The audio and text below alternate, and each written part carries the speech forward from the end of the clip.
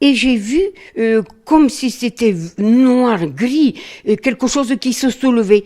Alors j'ai dit, oh Seigneur, ça doit être la fin du monde, ou je ne sais pas. Alors il y avait des morceaux qui passaient autour de moi. Je me demandais, est-ce que c'est quelque chose, explosion autre? Je ne comprenais pas. Et puis j'ai vu des gens par terre en sang, des voitures qui s'étaient encastrées, des vitres explosées partout, jusqu'à ce que j'arrive à mon domicile, où j'ai trouvé ma fille en pleurs avec les voisins, elle était en pyjama dans la rue, une voisine en sang en face, voilà, un état de la guerre. J'ai pas une grande mémoire d'habitude, mais il y a des moments de cette journée que j'arrive à retracer avec énormément de précision.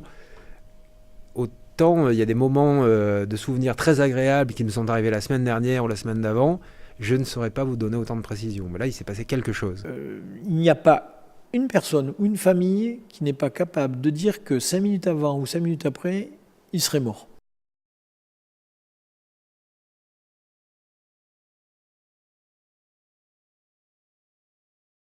Qui sont-elles? Pourquoi certaines sont-elles regroupées en associations alors que d'autres préfèrent se battre seules?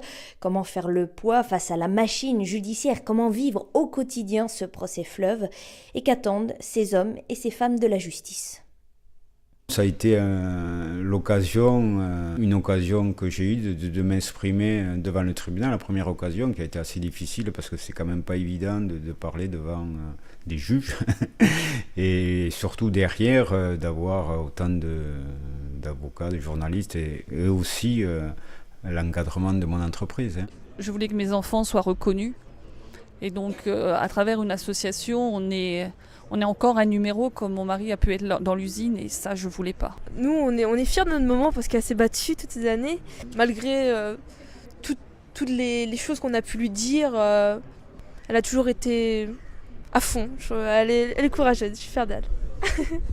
Bon, on y va, on commence alors. Bon, allez. Bon, sur le procès, ça se passe bien. Il y a assez de gars qui viennent. Oui. Moi, je pense que c'est bien. Le procès, c'est 4 audiences par semaine, 14h, 20h, 6h, 4 fois 6 heures par semaine. Dans le temps qui me reste, j'arrive encore à faire un peu de sport, à m'occuper un petit peu du jardin, de ma famille, de mes petits-enfants, etc. Et puis, bon, mon épouse est assez compréhensive sur ce sujet. Bon, elle sait que depuis la catastrophe, je travaille là-dessus, je travaille à l'association, donc j'y consacre un certain nombre d'heures. Par contre, je ne dépasserai pas ces heures, je ne veux pas me faire complètement phagocyter. Mais il est certain que ma vie, si vous voulez,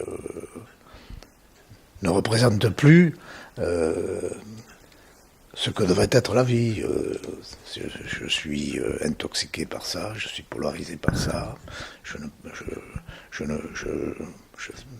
C'est ma raison de vivre et c'est pas normal.